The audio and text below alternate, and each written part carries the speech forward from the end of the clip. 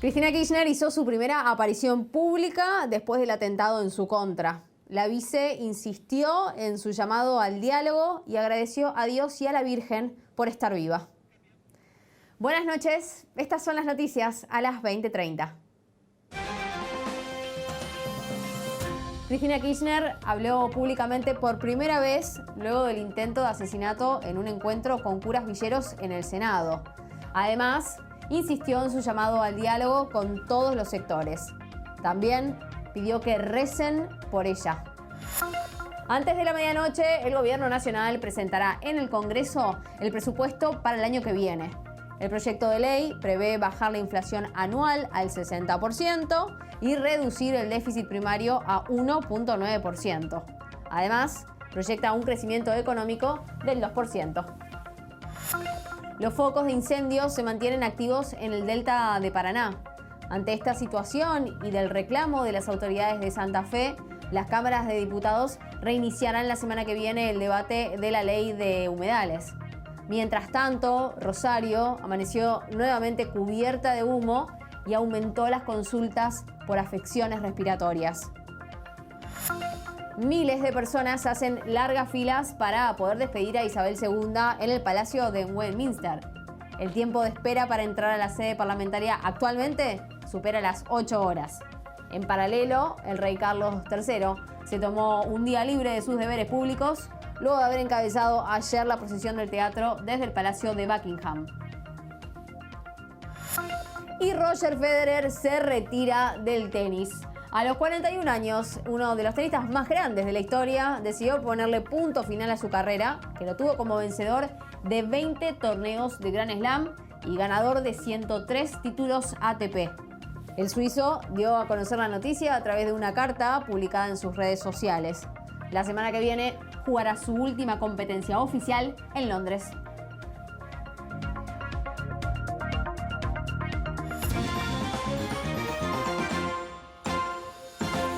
Cristina Kirchner habló por primera vez luego del intento de asesinato que sufrió hace 2 semanas.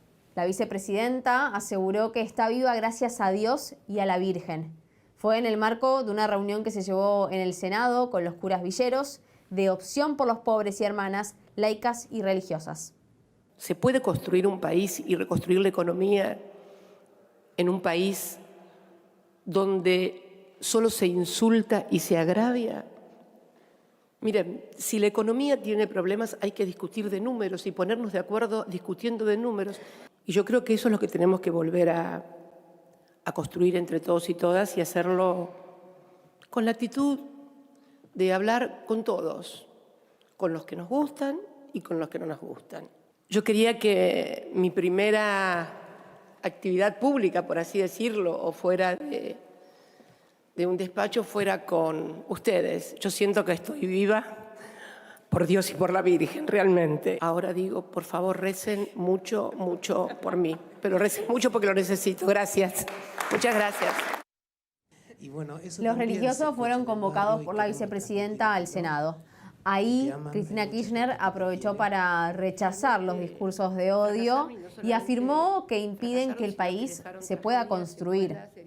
Además, contó que después de lo que le ocurrió se volvió más mística y afirmó que reunirse con curas y con religiosas es para ella una buena forma de agradecer a Dios. En la reunión también contó su conversación con el Papa Francisco, rezó junto a los curas presentes y fue bendecida inclusive por uno de ellos. Mientras tanto, la justicia dictó el procesamiento con prisión preventiva para Fernando Sabac Montiel y Brenda Uliarte por intentar asesinar a Cristina Kirchner. El delito que se les atribuye es el de coautores de intento de homicidio agravado por el empleo de armas de fuego, alevosía y el concurso premeditado de 2 o más personas en grado de tentativa. Además, se ordenó embargar por 100 millones de pesos a cada uno. En tanto, mañana indagarán a Gabriel Carrizo, el cuarto detenido por el ataque a Cristina Kirchner. Su abogado, Gastón Marano, sostuvo que el estado de WhatsApp que subió Carrizo luego del intento de asesinato a la vicepresidenta, donde amenaza a Alberto Fernández con la frase «seguro el próximo sos vos, Alberto», no reviste como una amenaza. En términos penales, según él, para que una amenaza sea considerada como tal, es necesario un amedrentamiento a la víctima. Además, negó las versiones que indicaban a Carrizo el día del atentado en las cercanías de la casa de la expresidenta y aseguró que no es la persona que aparece en las imágenes. Marano señaló que su defendido tiene la manera de probar que estaba en otro lugar en el momento del ataque. Hallaron un paquete sospechoso en un árbol frente a la casa de uno de los jueces de la causa Vialidad, ubicada en el barrio porteño de Villa del Parque. Ante la sospecha de que fuera un explosivo, el objeto fue detonado, pero contenía frutas. Los custodios de Jorge Gorini habían dado aviso al escuadrón antibombas de la policía de la ciudad, que justamente detonaron el paquete, que tenía una forma cilíndrica y estaba embalado con cinta. En su interior había frutas. La investigación del episodio quedó en manos de la jueza María Eugenia Capuchetti, titular del Juzgado Federal número 5, quien calificó el expediente como averiguación de ilícito, ya que no era un artefacto explosivo. Se trata de la misma magistrada que investiga el atentado contra la vicepresidenta ocurrida el 1 de septiembre en el barrio porteño de Recoleta.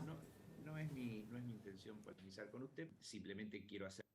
Por otra parte, el titular de la Agencia Federal de Inteligencia, Agustín Rossi, presentó ayer una denuncia en la que aportó material sobre manifestaciones realizadas en Twitter por dos miembros del Grupo Revolución Federal que incluyeron amenazas e incitaciones a cometer delitos. Según Rossi, podrían vincularse con el intento de asesinato a Cristina Kirchner. En ambos audios proponían asesinar a la exmandataria y a su hijo, Máximo Kirchner. Brenda Uliarte había participado de al menos una manifestación organizada por esta agrupación. Acercamos la denuncia ayer sobre este grupo Revolución Federal porque conocimos el fin de semana ese audio, que es una conversación dentro de la red de Twitter, que se llama Twitter Space, en donde dicen todas las cosas que están expresadas allí, digamos, ¿no? Y me parece que eso también, bueno, de hecho, el líder de este grupo Revolución Federal describe lo que después terminó siendo. A partir de ese audio hay una cantidad de delitos en sí mismo y me parece que también hay que investigar la vinculación que pudiese existir entre esto y lo que sucedió efectivamente. La vocera del gobierno, Gabriela Cerruti, anticipó que el ministro de Economía, Sergio Massa, analiza cambios en el dólar turista. Se trata de la divisa que compran los argentinos para viajar al exterior. Sin embargo, la portavoz no dio detalles del cuál será la medida o de cuándo se va a formalizar.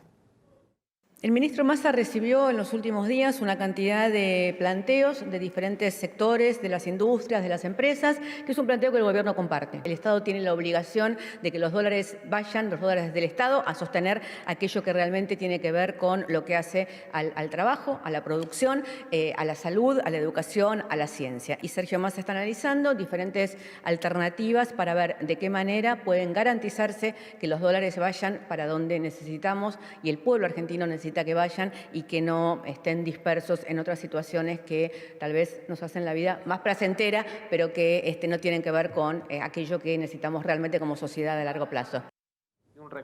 Según versiones que partieron del Palacio de Hacienda, una alternativa que analizaría el gobierno es que todas las operaciones ligadas al turismo se cursen a través del dólar MEP, lo que significaría un abierto desdoblamiento cambiario. Estas operaciones se realizan mediante la compra en pesos de un bono soberano y su reventa a cambio de dólares. De acuerdo a un relevamiento privado, en el último mes, los pagos con tarjeta por viajes y otros gastos al exterior implicaron casi 800 millones de dólares, 585 millones más que el año pasado. La decisión se precipitaría por los reclamos de los industriales y por la cercanía del Mundial de Qatar y la temporada de verano. Y después de conocerse la inflación de agosto, el Banco Central subió la tasa de interés anual al 75%. La tasa de referencia aumentó 5.5 puntos y pasó del 69.5 al 75%. La medida encarece la tasa de créditos y de los cargos por saldos impagos de las tarjetas. Y también aumenta el porcentaje de las LELIQs y del rendimiento de los plazos fijos. El objetivo del gobierno es que las colocaciones en pesos no pierdan contra la inflación y desalienten la demanda de dólares. Antes de la medianoche, el Gobierno Nacional presentará en el Congreso el presupuesto para el año que viene. Como cada año, el proyecto ingresará por la Cámara de Diputados, será analizado en las comisiones y después se debatirá en el recinto. El presupuesto que el ministro de Economía, Sergio Massa, terminó de definir después de reunirse con las autoridades del Fondo Monetario Internacional prevé bajar el déficit fiscal a menos del 2% del PBI y reducir la inflación anual al 60%. Además, proyecta un crecimiento de 2% de la economía y que el dólar oficial cotice a 269 pesos con 90 centavos. Y antes de presentar el presupuesto 2023, el presidente Alberto Fernández anticipó que aumentará las partidas en ciencia y en tecnología. Por eso en estos tiempos que todos hablan de ajustes, de recortes, yo quiero decirles que en el presupuesto que vamos a presentar hoy a la noche va a haber 500.000 millones de pesos de la Argentina para desarrollar la ciencia y la tecnología en la Argentina. Que eso representa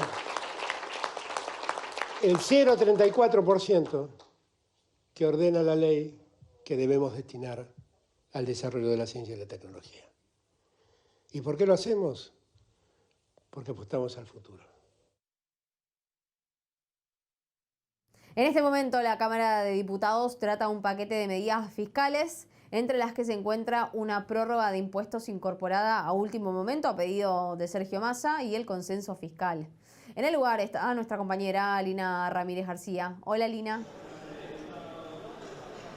¿Cómo te va, Agustina? Buenas noches. Así es, la Cámara de Diputados completa una sesión muy extensa, una sesión que además promete por lo menos extenderse hasta la madrugada, oscila entre las 2 y las 5 de la mañana. Una sesión que además inició con los números bastante justos, ¿no? El oficialismo buscaba dar quórum, pero con los números bastante justos inició y de esta forma sesionaron, ¿no? Y buscaban avanzar, como vos decías, con diferentes propuestas, como por ejemplo el proyecto del consenso fiscal o también, en este caso, la prórroga de algunos impuestos nacionales, de 6 impuestos nacionales. Hace tan solo instantes, hace tan solo minutos en realidad se aprobó el consenso fiscal con 136 votos a favor, 108 negativos y 4 abstenciones, después de diferentes discursos de, por ejemplo, la oposición que hacía referencia a la disconformidad con este proyecto por tratarse de cuidar únicamente a los gobernadores y no en este caso a los contribuyentes, pero finalmente este consenso fiscal, después de varias horas de debate, porque fue uno de los proyectos que más tiempo tomó, fue aprobado hace tan solo instantes. Después quedan algunos temas bastante importantes en esta sesión, como por ejemplo esto que te mencionaba, ¿no? La prórroga de 6 impuestos nacionales, entre los dos más importantes es el impuesto a los bienes y el impuesto al cheque, en los cuales estos dos últimos, la oposición, Juntos por el Cambio sobre todo, está bastante en contra, con lo cual se espera que este debate se extienda bastantes horas a lo largo de la noche.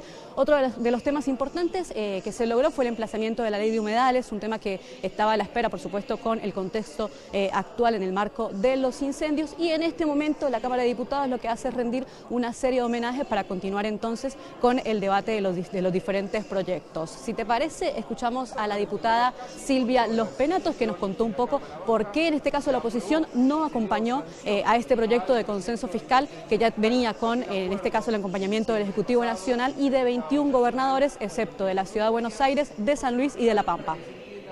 Definitivamente hoy el kirchnerismo vino a romper la baja más grande de impuestos que había votado este Congreso, que fue el consenso fiscal, del presidente Macri del año 2017.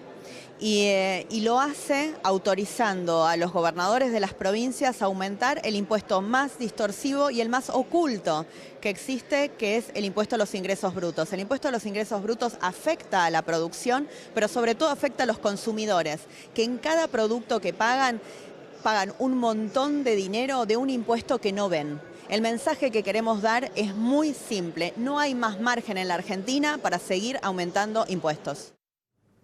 En medio de la interna en el PRO, el jefe de gobierno de la ciudad, Horacio Rodríguez Larreta, se reunió con 150 dirigentes del país con el objetivo de consolidar su proyecto presidencial. Estuvieron presentes eventuales candidatos a gobernadores y representantes de los partidos aliados.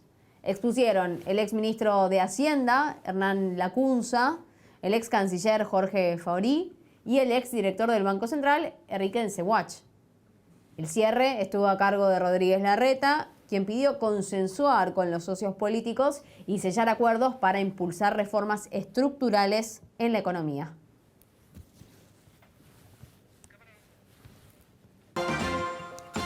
Después de la pausa, un grupo de intendentes santafesinos se trasladó a Buenos Aires para protestar por los incendios.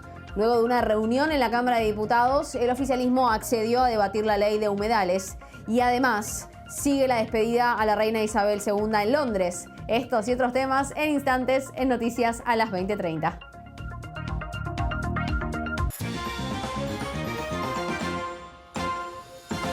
Los incendios en el delta del Paraná continúan. Los focos se han extendido en varias provincias y la propagación del humo ha provocado condiciones climáticas muy críticas.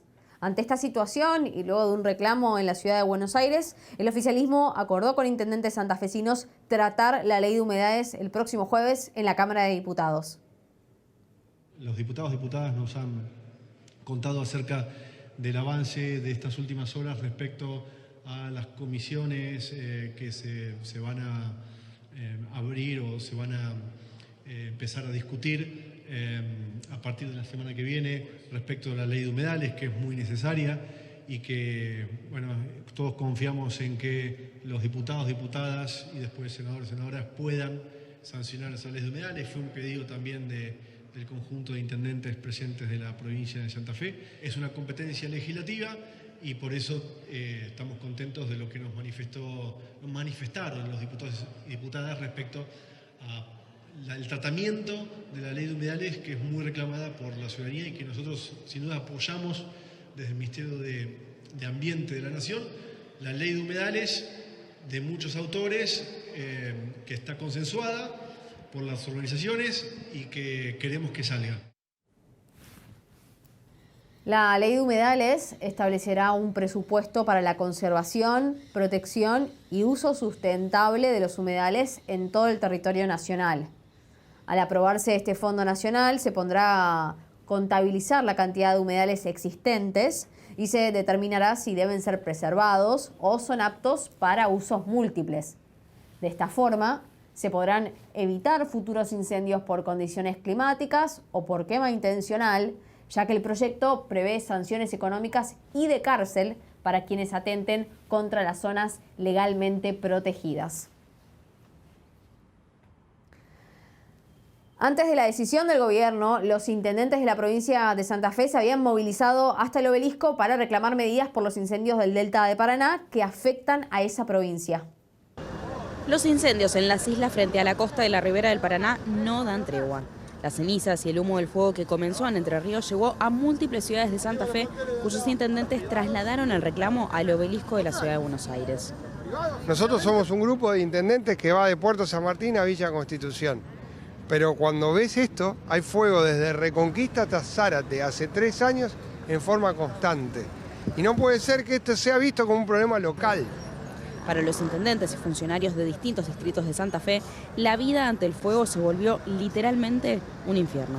Para que te hagas una idea, hoy estamos respirando un aire que está 5 veces por encima del valor tolerable por la Organización Mundial de la Salud. La gente no puede ir a trabajar, la gente no puede dormir, la gente no puede salir a correr, la gente no puede desarrollar sus actividades normalmente. En ese sentido, piden acciones concretas tanto al gobierno nacional como a la provincia de Entre Ríos. Lo que nosotros venimos a pedir aquí a Buenos Aires es que las fuerzas federales o las fuerzas armadas estén presentes en el territorio entrerriano. Que los recursos estén para prevenir, no que pongamos todos los recursos en apagar.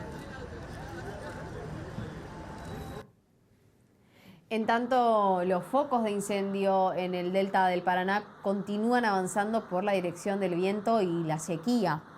Entre las zonas más afectadas por esta situación está el delta de Buenos Aires, Santa Fe y Entre Ríos. En estas provincias, el fuego ha arrasado con más de 40.000 hectáreas. En consecuencia, el gobierno nacional decidió reforzar el operativo para combatir las llamas en varias localidades y sumó 75 efectivos de las Fuerzas Armadas, 22 brigadistas y un avión hidrante que tendrán como base de operaciones la ciudad de Alvear. Rosario nuevamente hoy se cubrió de humo y por la escasa visibilidad hubo accidentes de tránsito y el aire se volvió casi irrespirable. Esto también sucedió en las localidades cercanas. Cerodino estuvo aislada y las ambulancias no pudieron circular. El Ministerio de Salud de Santa Fe recomendó el uso del barbijo para evitar la inhalación de cenizas. Las autoridades informaron que se incrementaron un 25% las consultas médicas por afecciones respiratorias. El nivel de contaminación del aire alcanzó picos de hasta 5 veces más del límite establecido por la Organización Mundial de la Salud. Según el informe del Servicio Nacional del Manejo del Fuego, que depende del Ministerio de Ambiente, al día de hoy hay 9 provincias con incendio de pastizales activos. La provincia con más focos es Salta, con 5 localidades afectadas. En Córdoba hay 2 focos, mientras que en otras 7 provincias, incluidas Entre Ríos y Santa Fe, hay un incendio activo y otros que están controlados.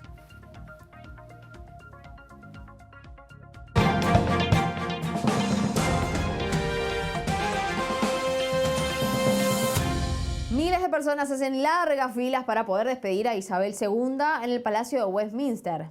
Algunos incluso pasaron la noche en la calle para no perder su lugar. El tiempo de espera para entrar a la sede parlamentaria actualmente supera las 9 horas. Las autoridades acondicionaron los alrededores del palacio para recibir a las personas que forman una fila de hasta 16 kilómetros. Cada hora, una cuenta de Twitter actualiza la extensión y la duración de espera. Los controles de seguridad para ingresar a la sede del Parlamento son similares a los de un aeropuerto. Además, hoy se vence el plazo para que los líderes y personalidades invitadas confirmen su asistencia al funeral del próximo lunes. El rey Carlos III ya anunció que será feriado nacional. En tanto, el aeropuerto principal de Londres suspenderá los vuelos durante todo el día para rendir tributo a la monarca. En paralelo, hoy el rey Carlos III se tomó un día libre de sus deberes públicos. Luego de haber encabezado la procesión del féretro desde el Palacio de Buckingham, Carlos y Camila partieron hacia su casa de fin de semana en Highgrove para tener un día de reflexión. Según la comunicación oficial, el monarca no asistirá a ninguna ceremonia, pero continuará ocupándose de algunos asuntos de Estado. El protocolo Puente de Londres contempla un día libre para el nuevo soberano mientras continúan las actividades oficiales.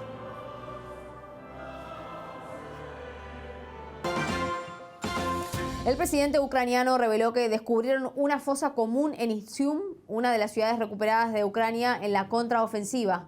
Hasta el momento no trascendieron más detalles. Más temprano, Zelensky había prometido la victoria de Ucrania desde la región de Kharkov, que es territorio que también fue recuperado casi en su totalidad por las tropas de Kiev.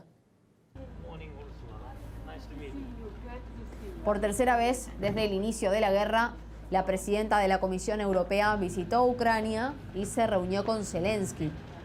En una conferencia de prensa conjunta, el presidente ucraniano agradeció el apoyo a Europa y a su vez ofreció exportar energía al resto del continente para aliviar la crisis energética que produjo la ruptura con Rusia. Por su parte, la mandataria anunció un nuevo paquete de ayuda para reconstruir el país y además destacó la velocidad con la que Ucrania encaminó su proceso de adhesión a la Unión Europea. We have agreed that we need to work as much as possible to make sure that Ukraine has more business, more income, and thus the seamless access to the European single market is possible for Ukraine. We will never be able to compensate what you do with your fight for democracy, for humanity, for the respect of the international rule of law. But what we can tell you that you have your European friends by your side as long as it takes.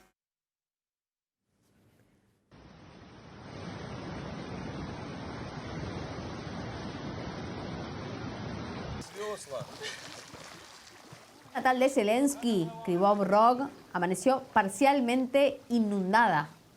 Los informes hablan de que la crecida fue de entre 1 y 2 metros.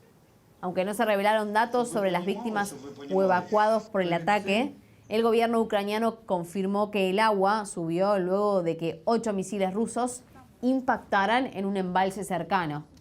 El presidente Zelensky lo calificó como un acto de terrorismo y como un crimen de guerra que solo afectará a civiles, porque no tiene ningún objetivo militar. Hoy hubo una nueva alerta por un ataque con misiles en la misma ciudad.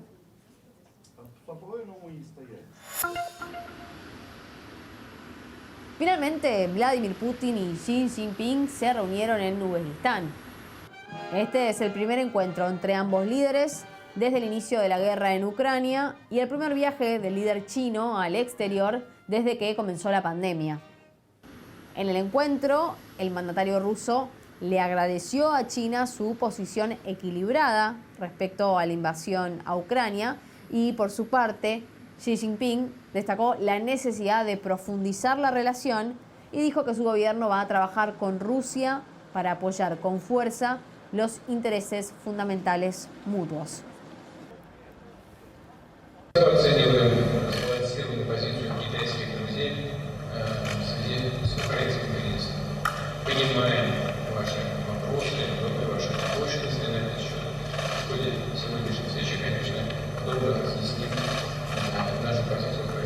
面对世界之变、时代之变、历史之变，中方愿同俄方一道努力，体现大国担当，发挥引领作用，为变乱交织的世界注入稳定性和正能量。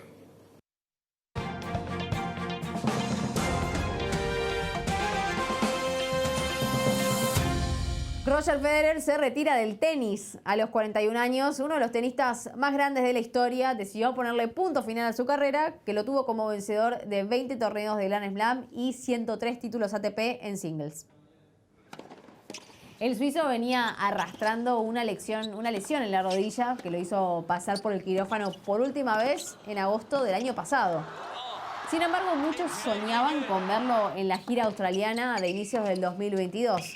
Pero su recuperación se tornó demasiado compleja. A través de una carta y un video también que hizo en sus redes sociales, el suizo puso como fecha final a su carrera profesional el evento de la Leivier Cup, que se va a disputar entre el 23 y el 25 de septiembre en Londres. Today, I want to share some news with all of you. As many of you know, the past 3 years have presented me with challenges in the form of injuries and surgeries. I've worked hard to return to full competitive form, but I also know my body's capacities and limits, and its message to me lately has been clear. I am 41 years old. I've played more than 1,500 matches over 24 years. Tennis has treated me more generously than I ever would have dreamt, and now I must recognize when it is time to end my competitive career. Veamos los números de Roger Federer. El suizo ganó 20 títulos de Grand Slam, entre ellos 8 torneos de Wimbledon, 1 Roland Garros y 5 US Open.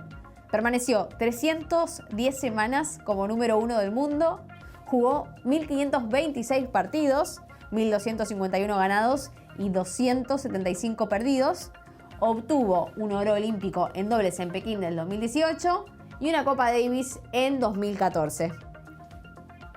Nos gustaría ganar porque es un Lionel trofeo, Scaloni, es un por título. su parte, dio la lista definitiva de la selección argentina para los amistosos ante Jamaica y Honduras. El entrenador presentó la nómina para los partidos que se jugarán en septiembre. Las ausencias con respecto a los últimos partidos son las de Nicolás González y Ezequiel Palacios, habituales convocados, que se van a perder los partidos por estar lesionados. Diferente es la situación de Juan Musso y de Lucas Martínez Cuarta, que se quedaron afuera por decisión futbolística del mismo entrenador. Estos dos amistosos se disputarán los días 23 y 27 de septiembre en los Estados Unidos. Te contamos toda la información de cómo va a seguir el tiempo en la ciudad de Buenos Aires. Mirá, en este momento la temperatura es de 15 grados y el cielo está despejado. Veamos qué va a pasar mañana. Finalmente llega el viernes, que amanece con sol y con una mínima de 14 grados. Pero el sol no se va a mantener durante todo el día. Mañana por la tarde van a aparecer algunas nubes y la temperatura va a subir hasta los 23 grados. Finalmente por la noche va a estar nublado con una temperatura que va a rondar los 19 grados. Y hasta acá te contamos qué pasó en tu ciudad, en el país y en el mundo. Muchas gracias por acompañarnos. Quédate en el canal de la ciudad, que ya llega Hoy Nos Toca la Noche con Daniel Santa Cruz y con todo el análisis que dejó la jornada. Y mañana nos reencontramos en más noticias a las 20:30. Chau.